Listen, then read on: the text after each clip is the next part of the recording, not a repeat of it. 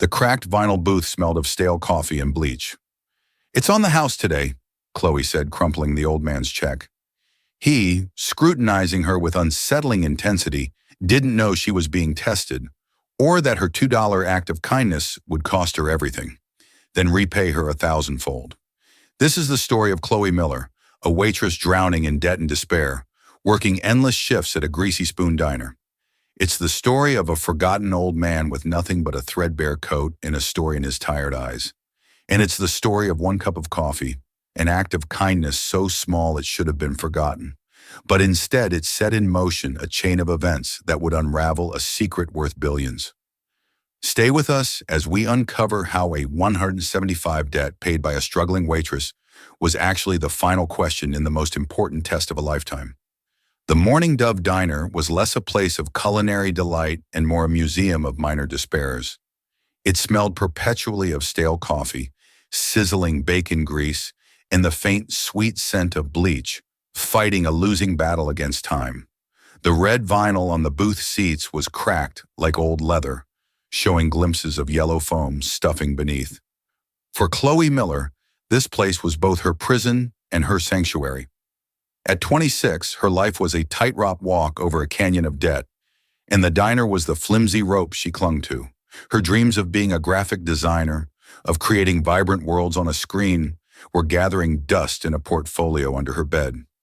Reality was a different kind of art, the art of balancing a tray of steaming plates, of smiling through exhaustion, and of calculating tips down to the last cent. Every penny mattered. Every single cent was a soldier in the war to keep her and her younger sister, Lily, afloat. Lily was the sun Chloe orbited. At 16, she should have been worried about prom dresses and final exams.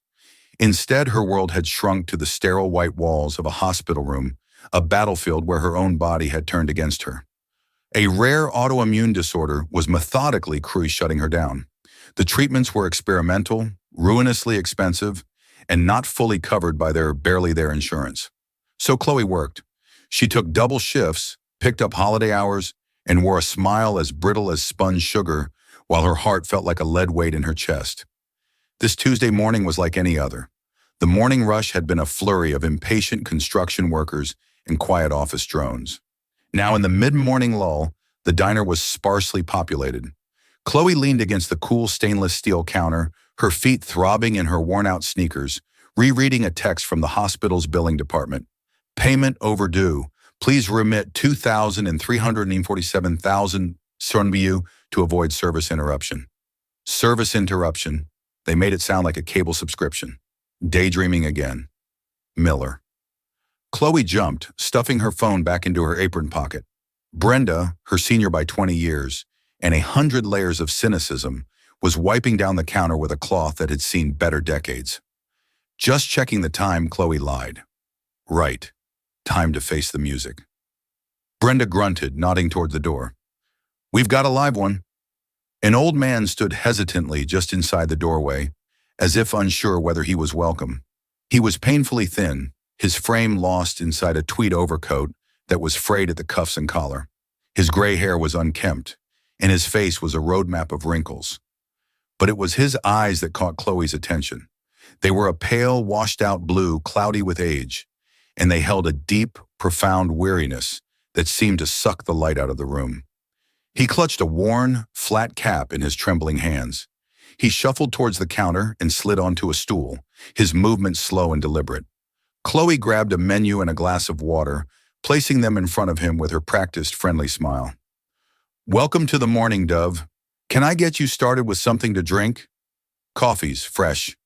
The old man blinked as if her voice had pulled him from a great distance. "Coffee." He rasped, his voice thin and dry like rustling leaves. "Just coffee. Black." Chloe poured a cup from the pot, the dark liquid steaming in the thick ceramic mug. He wrapped his gnarled, shaky hands around it, letting the warmth seep into his bones. He didn't look at the menu. He just stared into the black depths of the coffee, lost in a world of his own. Chloe went about her work, refilling salt shakers and wiping down tables, but she kept an eye on him.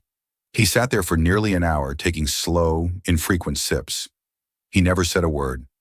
Other customers came and went, A family with loud children, a couple arguing in hushed tones, a businessman tapping furiously on a laptop. Through it all, the old man remained a silent, still statue at the counter. Finally, he drained the last of his coffee. He fumbled in the pockets of his coat, a look of mild panic growing on his face. He checked his trouser pockets, his movements becoming more frantic. He patted his coat again, his brow furrowed in distress. "Is everything all right, sir?" Chloe asked gently. He looked up at her, his pale eyes wide with embarrassment. I seem to have misplaced my wallet. I'm so sorry. I thought I had a few dollars." His voice cracked. I can come back. I live nearby. I promise." Brenda, overhearing from the grill, scoffed loud enough for a dog to hear. "Yeah, right. Live nearby. That's what they all say." Chloe shot Brenda a silencing glare before turning back to the man. She saw the deep flush of shame on his wrinkled cheeks, the way his shoulders slumped in defeat. In his humiliation, she saw a reflection of her own constant gnawing fear, the fear of not having enough, of being at the mercy of others. Her own problems felt immense, a tidal wave about to crash over her. But in that moment, this man's small, acute shame felt more immediate. "Don't you worry about it," she said, her voice soft. She reached for the check she'd placed by his elbow. "It was for $175. It's on the house today." The man looked stunned. "Oh no, I couldn't possibly."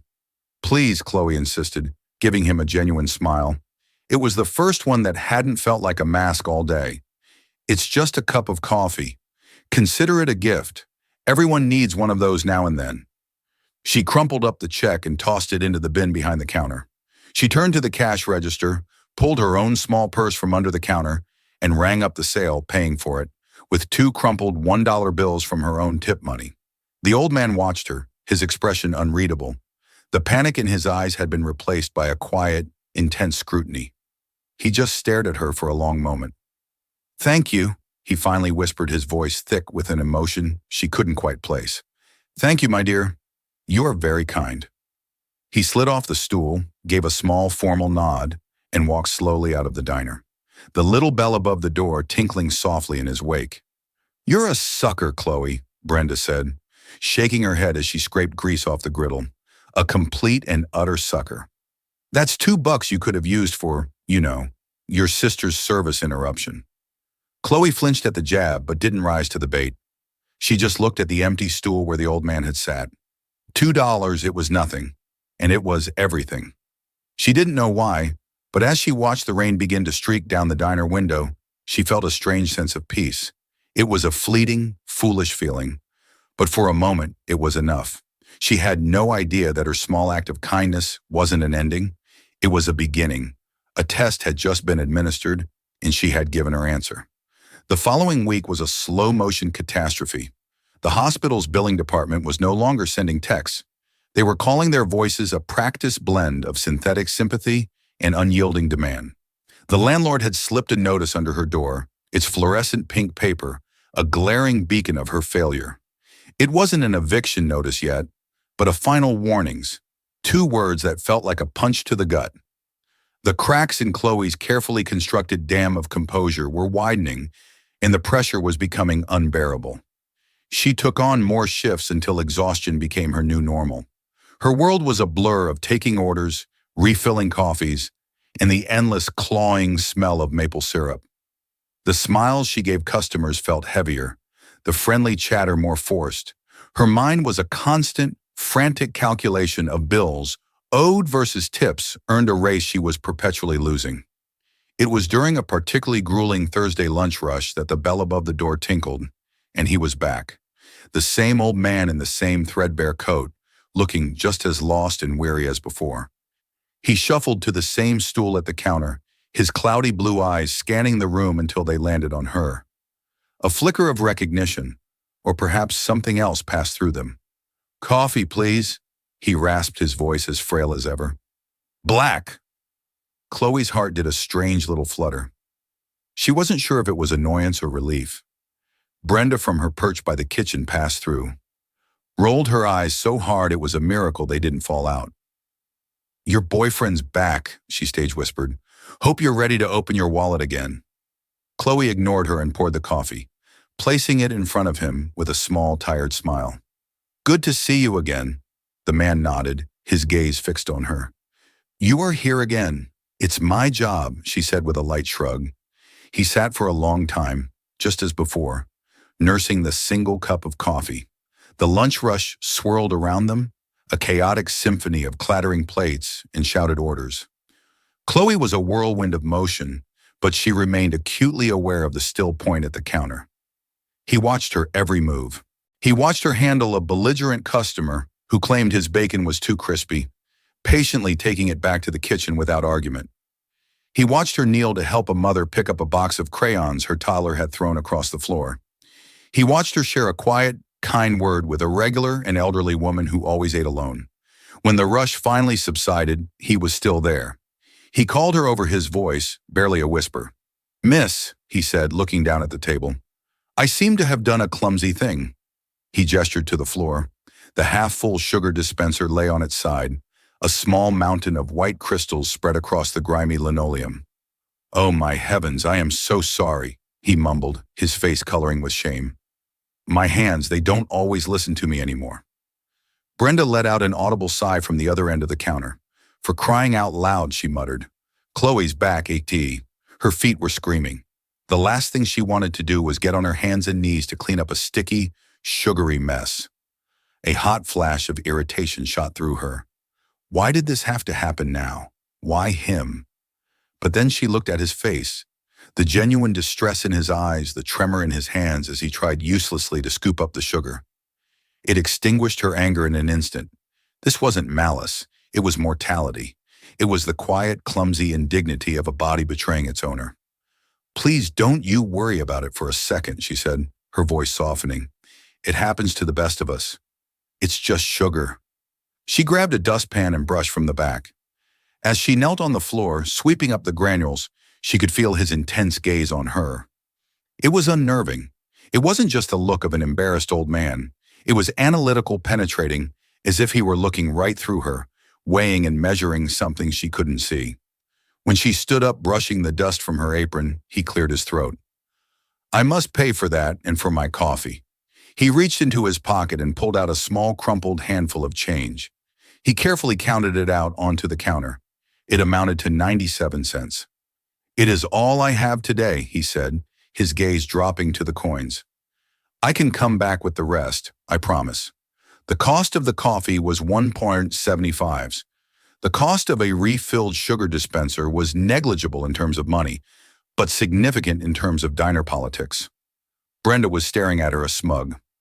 "I told you so." Look on her face. This was it. This was the moment to cut him off, to tell him not to come back unless he could pay to protect what little she had. It was the sensible thing to do. Chloe looked at the pathetic pile of coins. She looked at the man's worn-out shoes. She thought of the pink notice on her apartment door and the robotic voice from the hospital's billing department. Every instinct of self-preservation screamed at her to say no. Instead, she pushed the coins back towards him. "You keep that," she said quietly.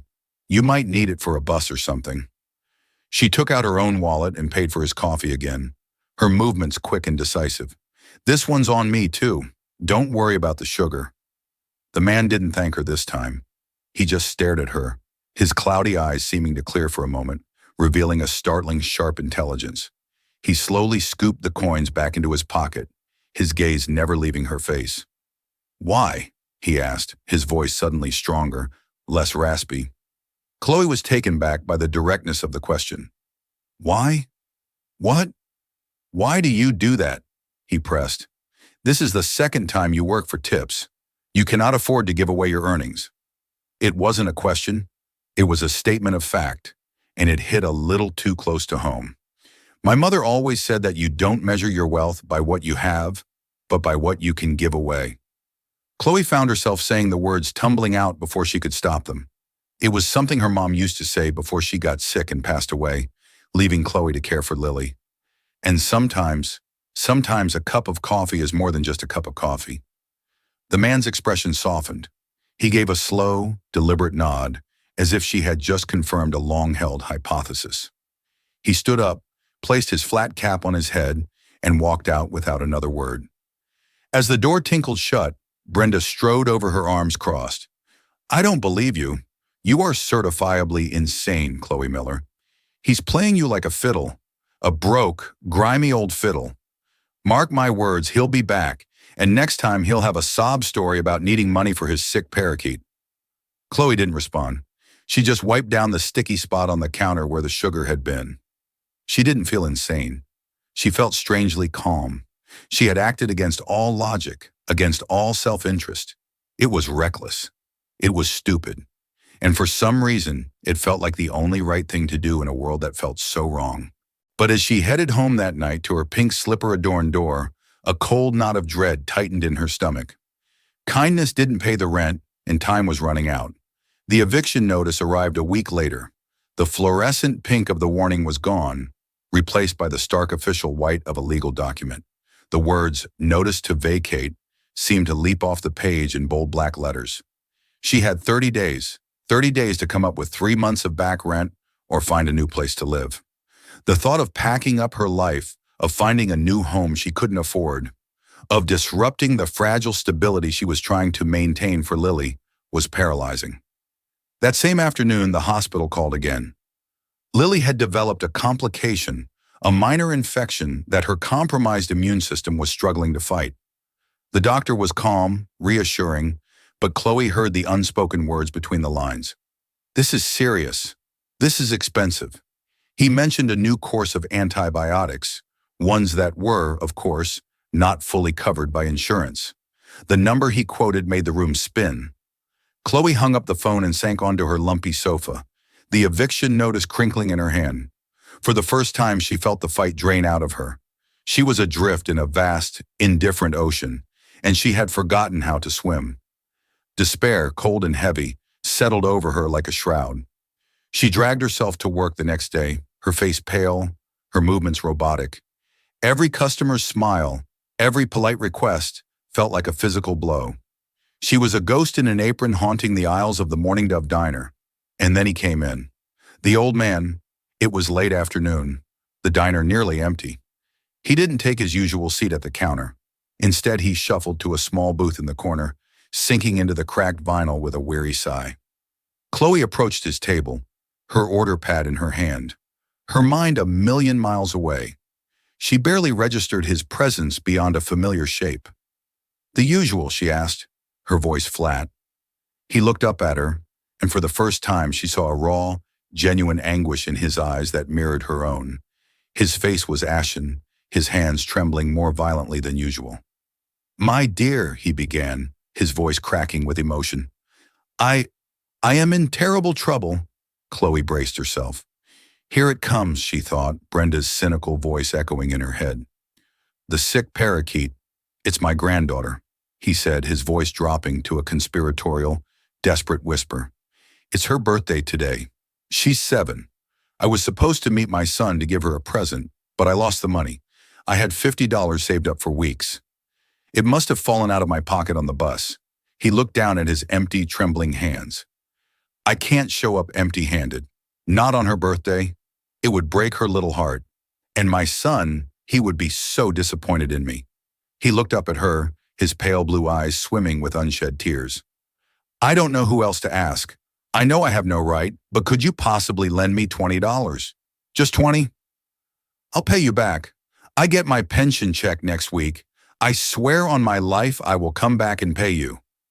Chloe stood frozen, the pen hovering over her notepad. $20. To her at that moment, it might as well have been 20,000. It was the gas money she needed to get to the hospital for the next week. It was the groceries she was planning to buy on the way home. It was a tiny fraction of what she owed, but it was tangible. It was hers. Everything in her screamed, though. The rational part of her brain, the part that was staring at the eviction notice, taped to her refrigerator, told her to walk away. He was a stranger, a mooch, a con artist preying on her good nature. Brenda would laugh her out of the diner.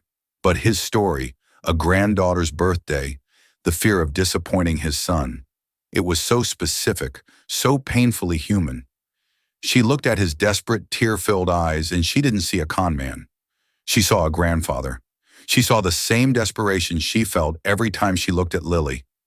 The same gut-wrenching fear of letting down the person you love most in the world. Her resolve crumbled.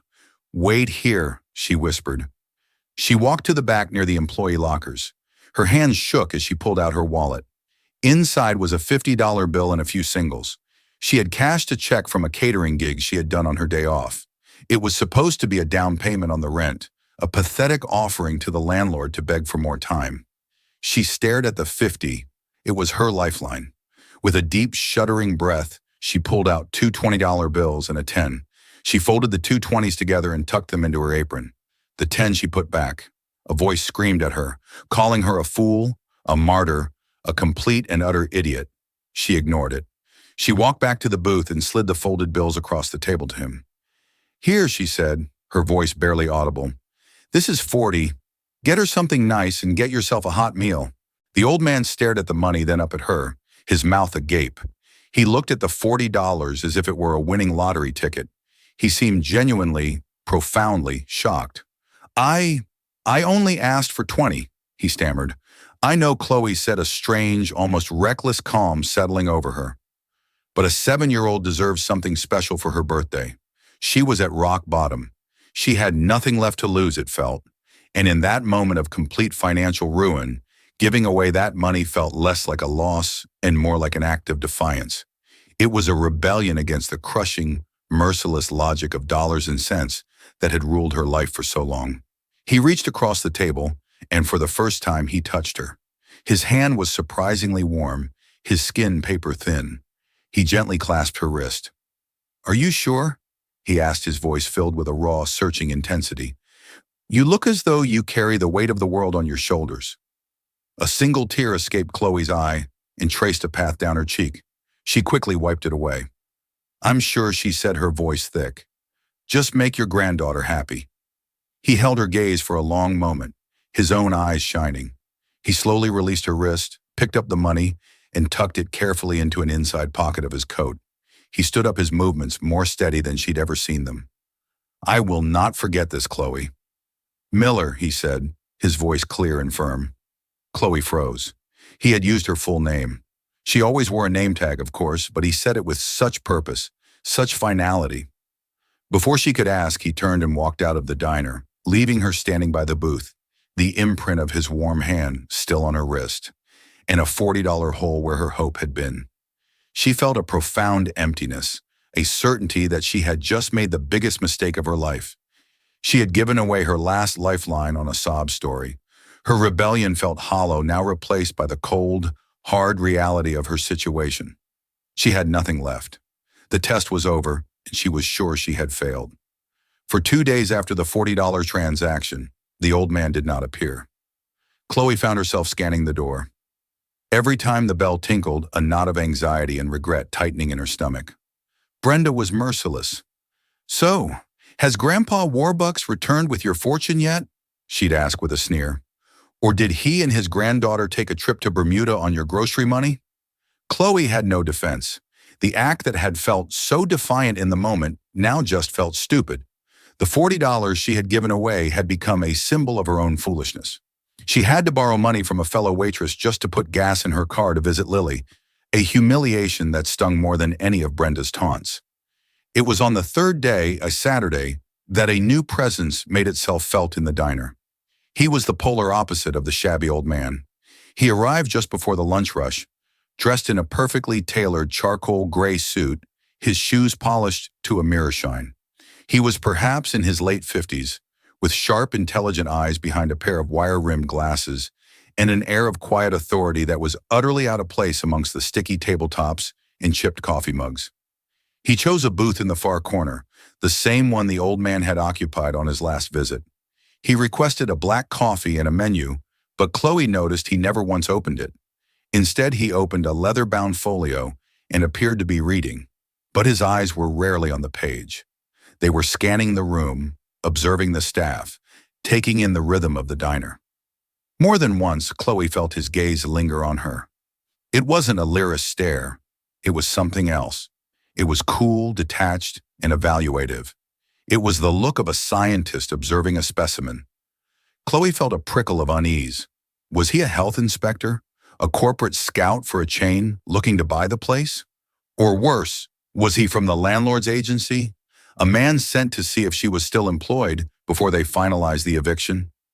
Her mind raced through a dozen paranoid scenarios, each more terrifying than the last. The man stayed for hours. He nursed that single cup of coffee occasionally, asking for a refill, which he paid for with a crisp $20 bill, telling Chloe to keep the change with a polite but impersonal nod. The tip was more than she sometimes made in an hour, but it felt strangely sterile, a transaction devoid of any real connection. Brenda was intrigued. "Now that's the kind of customer you should be focusing on," she whispered to Chloe. "Looks like old money, probably a lawyer or a banker. Go flash him a smile. Maybe he'll leave you his inheritance." But Chloe couldn't bring herself to do it. The man's presence was too unnerving. It felt like he was waiting for something. The lunch rush came and went. The afternoon lull settled in. The man in the corner remained a silent, watchful sentinel. Chloe tried to go about her work, but his presence was a constant low-level hum of anxiety in the back of her mind.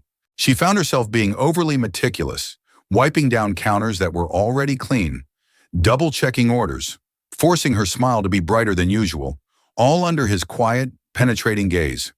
Around 3 where it cried, the bell on the door tinkled. Chloe's head snapped up, her heart lurching with a familiar foolish hope. But it wasn't the old man. It was a young mother with 2 rambunctious children who immediately began clamoring for milkshakes and fries. Chloe took their order, her shoulders slumping with a disappointment she wouldn't admit to anyone. As she turned to put the order in, she glanced at the man in the corner. He was watching her, his expression unreadable. But as her eyes met his, he gave her the slightest, almost imperceptible nod. It wasn't a friendly gesture. It felt like an acknowledgement, a signal that some silent observation had been concluded. A few minutes later, as Chloe was at the milkshake machine blending chocolate and vanilla, the man stood up. He left another generous tip on the table, adjusted his suit jacket, and walked towards the front of the diner. Chloe expected him to leave, but instead he paused by the cash register, waiting.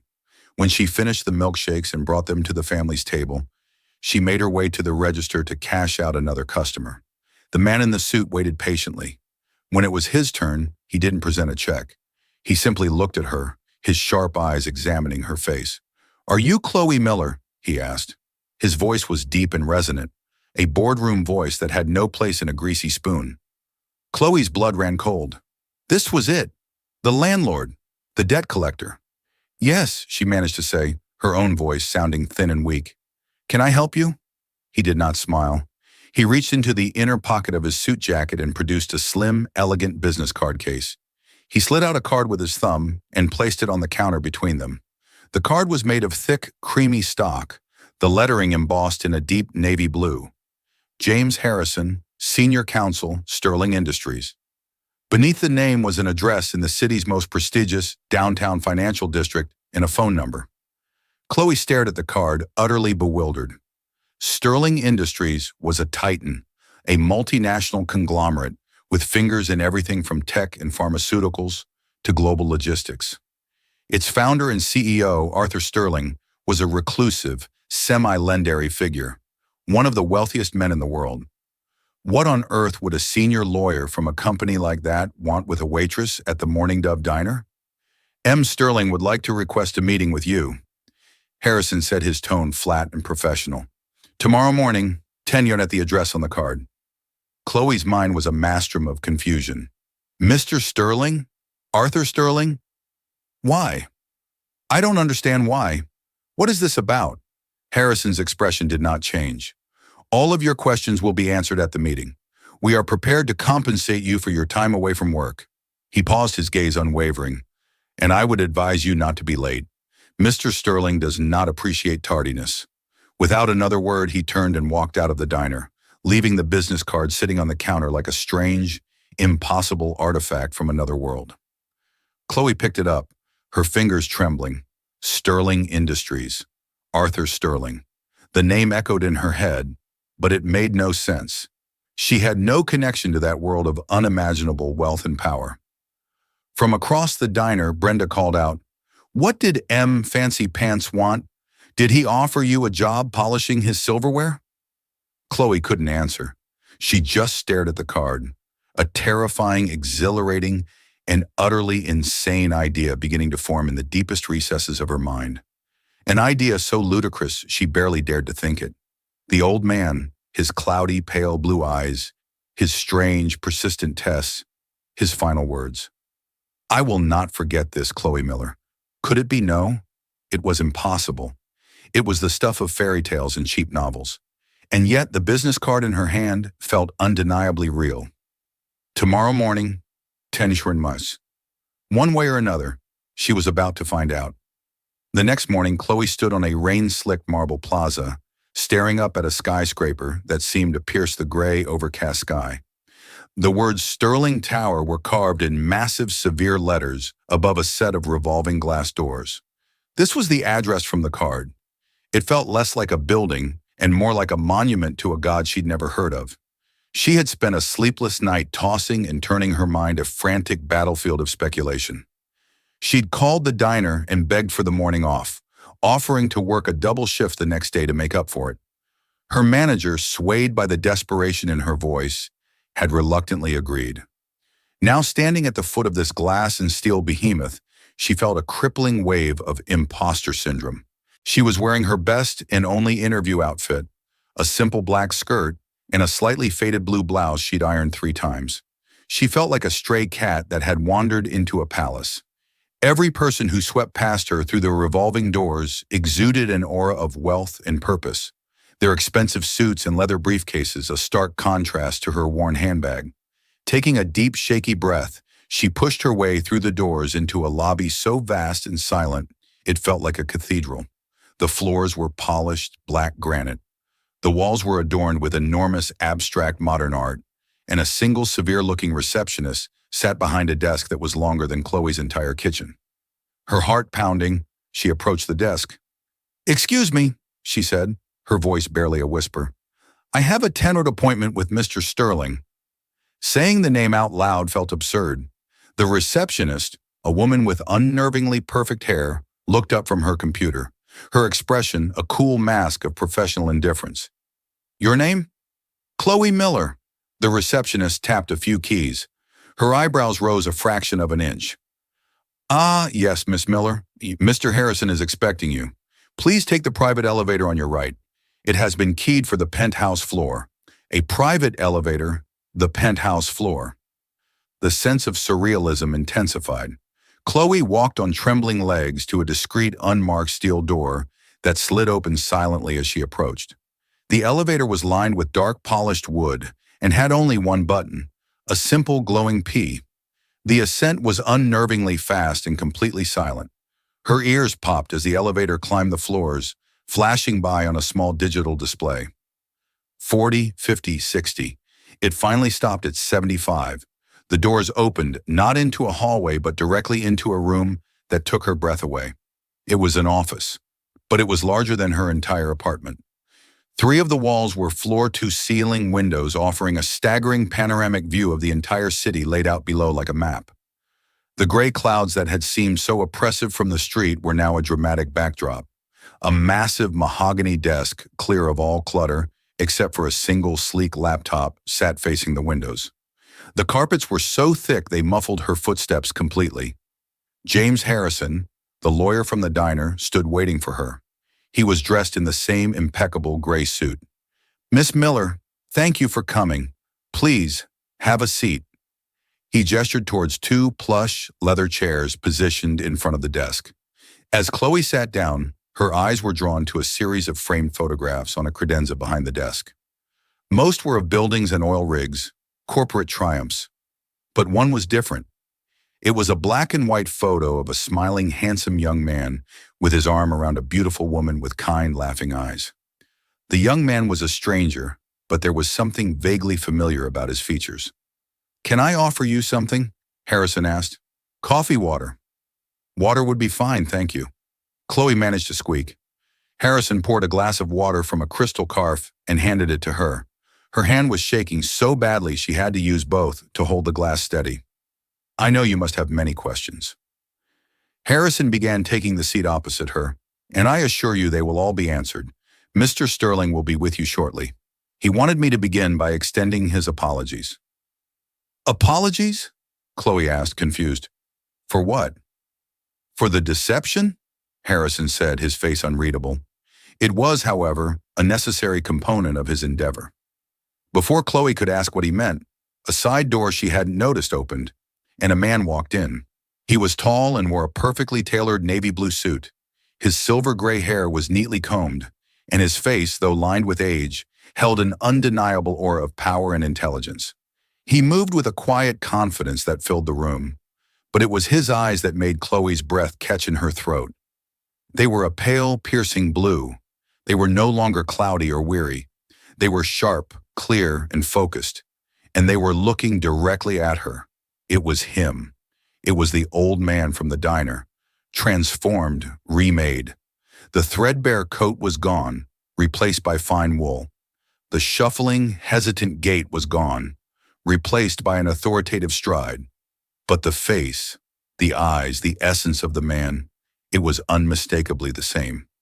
He walked around the massive desk and sat in the large leather chair, the entire city skyline, his backdrop.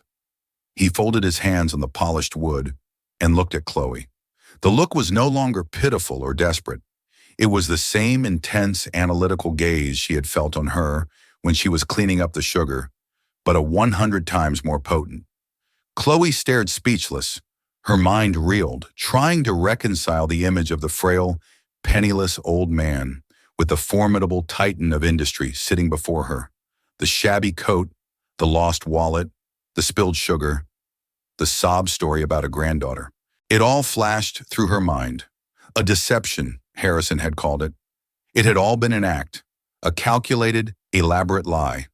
A hot wave of humiliation and anger washed over her. She had been played, her sympathy, her kindness, her sacrifice. It had all been for the amusement of a bored billionaire. She had given him her last $40, money she desperately needed for her sister for rent, and it had all been a game. She stood up abruptly, the chair scraping against the floor. The glass of water trembled in her hand. "You," she whispered, her voice shaking with a mixture of awe and fury. "It was you." The man did not flinch.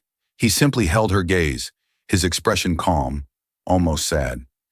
"Yes, Miss Miller," said Arthur Sterling, his voice no longer raspy and weak, but the rich, commanding baritone of a CEO. "It was me. Please sit down. We have a great deal to talk about." Chloe remained standing, her body rigid with a fury born of humiliation. "Talk about what?" she demanded, her voice shaking. "How you enjoyed your game, pretending to be homeless to watch the struggling waitress give you her last dime? Was my pity a fun little diversion for you?" Arthur Sterling did not react to her anger. He simply gestured to the chair. "Please, Chloe, sit. You have every right to be angry, but you have also earned an explanation." The quiet sincerity in his voice cut through her rage. Hesitantly, she sank back into the plush leather chair. James Harrison stood by, a silent, discreet observer. For the past year, Arthur began, his voice calm and measured. "I have been conducting an experiment. I became Art, the old man with the shabby coat, to find an answer to a question that was destroying me." His gaze drifted to a black and white photograph on the credenza. It showed a vibrant, smiling woman with kind eyes. "That was my wife, Isabel," he said, a profound grief softening his features. "She was the heart of my life. She came from nothing and believed in one simple truth, that the measure of a person is how they treat someone who can do nothing for them in return. She lived that truth every single day. When she died 2 years ago," Arthur continued, "I was left surrounded by people who wanted something from me. Their kindness was always a transaction. I grew cynical. I started to believe that the world Isabel saw, a world of quiet decency, had died with her." He looked back at Chloe, his eyes locking with hers. "So I set out to find it. I became invisible, a burden, a nobody. I wanted to find one person who would show kindness without expectation. For months I was ignored, dismissed, and treated with contempt. The little charity I received was offered with annoyance, not dignity. Then I walked into your diner." He said, "The first time you paid for my coffee, I was intrigued. It was a simple act, But you offered it with grace. The second time I deliberately made things more difficult. I spilled the sugar, expecting a flash of irritation. Instead, you knelt on that dirty floor to clean it, refused my pocket change, and shared a piece of your mother's wisdom. I started to hope. He leaned forward, his expression serious. But I had to be certain. My faith was too fragile. Forgive me for this, but I had my team look into your circumstances. I learned about your sister, Lily. I learned about the crushing medical bills, the eviction notice. I knew you were standing on the edge of a cliff. A wave of shame crossed his face. Telling you that story about my granddaughter was the cruelest part of my test. I was asking a drowning woman to give away her life vest. I knew you needed that $40 more than you needed your next breath. A part of me expected you to say no to finally prove my cynical theory right. He paused, letting the weight of his words fill the silent room. But you didn't, Chloe. You looked at my fabricated pain, and you responded with genuine compassion. At your absolute lowest point, you chose to give. You didn't just give me money, you gave me back the world my wife had believed in. You proved that her light hadn't gone out after all. Chloe listened speechless, the anger inside her dissolving into a stunned, heart-wrenching understanding. This wasn't a billionaire's cruel game. It was a grieving husband's desperate search for hope. Arthur composed himself and slid a thick, leather-bound document across the desk. This search wasn't just for my own peace of mind, Chloe. It was to find a new purpose for my fortune, a legacy Isabel would have been proud of. For the past year, my lawyers have been structuring a new charitable organization, the Isabel Sterling Foundation for Compassionate Care. He tapped the document. The foundation's mission is to provide aid with dignity to find the people who fall through the cracks, the ones who are invisible. It will be endowed with an initial fund of $500 million. Chloe stared at the document, the number incomprehensible. A foundation like this doesn't need another suit from Wall Street, Arthur said, his voice now filled with conviction. It needs a leader who understands the true meaning of charity. It needs someone whose compassion is unshakable, even in the face of their own ruin. It needs a heart, Chloe, not just a brain. He looked at her directly, his gaze piercing. I am not offering you a reward. I am offering you a job. I want you to be the executive director of the Isabel Sterling Foundation. You will have immense resources and a team to support you, but the vision will be yours. Your starting salary will be $300,000 a year. He held up a hand as she began to protest. And the foundation's first official act, effective immediately, is to assume the full lifetime cost of Lily's medical care at any facility in the world you choose. The room was silent. He wasn't offering her a handout. He was offering her a calling. He was giving her the power to fight the very despair that had nearly consumed her and to help countless others do the same. It was terrifying. It was impossible. She was a waitress, but she thought of Lily, of the eviction notice, and of the look in the old man's eyes in the diner. She took a deep breath, letting the fear wash away, replaced by a surge of purpose. Looking at the man who had turned her world upside down, Chloe Miller gave him a real tear-stained smile. Yes, she whispered, I accept. Life changed with breathtaking speed. The moment Chloe accepted the vast, efficient machinery of Sterling Industries, word into action. Within 24 hours, a team of world-class specialists was reviewing Lily's case. The next day, Chloe was by her sister's side on a private medical jet, flying towards a renowned clinic in Switzerland. The constant gnawing fear for Lily's health was replaced by the quiet hum of the jet engines, a sound of profound and overwhelming relief. While she was away, James Harrison's team quietly erased the shadows of her old life. Her overdue rent was paid, and her cramped apartment was settled. When she returned, it was to a beautiful, secure apartment downtown, a peaceful haven that felt like it belonged to another person. Before starting her new life, however, she had one last stop to make. She walked into the Morning Dove Diner, the air thick with the familiar smell of grease and stale coffee. Brenda was at the counter, polishing forks with a customary scowl. Well, look who it is, Brenda said, not looking up. Finally decided to show up for your shift. I came to say goodbye, Brenda, Chloe said calmly. I've taken another job.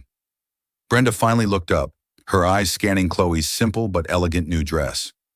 Oh, really? Let me guess. Mr. Big Shot in the suit hired you. I give it a month before you're back here, begging for your apron." Chloe didn't argue. She simply placed a white envelope on the counter. "This is for you." Suspicious Brenda tore it open. Inside was a cashier's check for $25,000. Her jaw dropped, the cynical mask she wore every day, shattering completely. "What?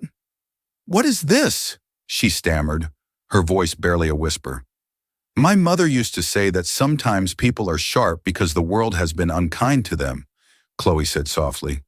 "I thought it was time the world was a little kind to you. Take a vacation.